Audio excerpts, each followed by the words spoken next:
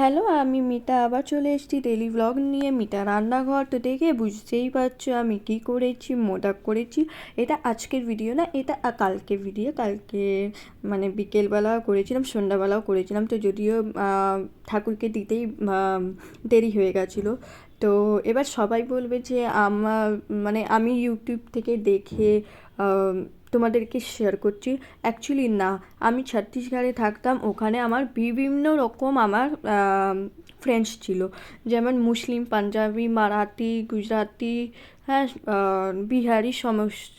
তো ওই জন্য আমার তাদের থেকে রেসিপি নিয়েছি, জেনেছি। হ্যাঁ, তখন মাথায় ব্রেনের মধ্যে রেখেছি মেমোরিজ। তো কিছু কিছু মনে আছে, আর যদি মনে না থাকলে একটু দেখে নিতাম ইউটিউবে। তো এখানে দেখতেই পাচ্ছ যে প্রথমে আমি প্যানের মধ্যে নারকেল কোড়া দিয়ে দিয়েছিলাম। তো আমার যা এসেছিলো ও বলছিলো ঘি দেবে না, আমি বললাম না, প্রথমে ঘি দেবো না। তো প্রথমে আমি নারকেল কোড়া দেবো। তো তারপরে একটুখানি ঘি দিয়ে দিয়েছিলাম, খুব ড্রাই হয়ে যাচ্ছিলো বলে।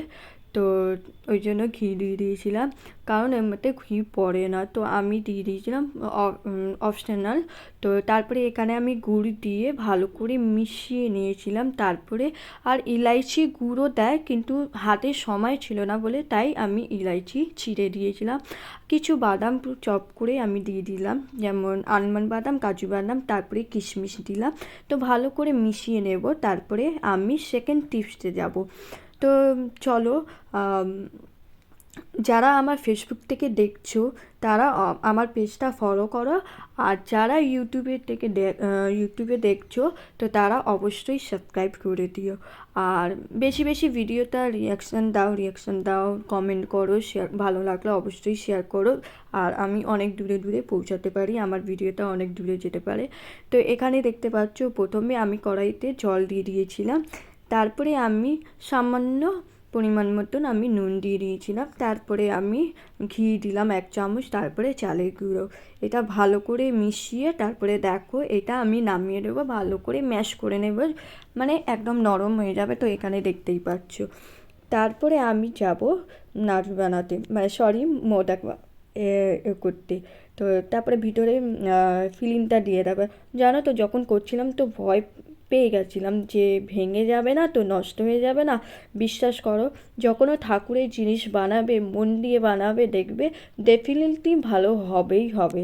কারণ এটা ঠাকুরের জিনিস করতে হয়। যখন এমনি রান্না করতে যাবে তখন তোমার রান্নাটা কীরকম, হ্যাঁ নুন কম হয়েছে, মিষ্টি কম হয়েছে, এই ওই, হ্যাঁ না এরকম। কিন্তু ঠাকুরের জিনিস বানালে না ভীষণ ভালো হয়। তো এইটা হলো আমার, দেখো আমি ভয়তে করলাম, তো দেখতেই পাচ্ছ।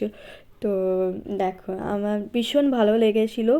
তো আমার যা বলছিল যে চালের গুঁড়োর মধ্যে একটু মিষ্টি দিলে ভালো হয়। তো আমি বললাম না, যার থেকে রেসিপি জানলাম তো এটা দিতে নেই, কিন্তু নেক্সট টাইম আমি দেবো, ঠিক আছে।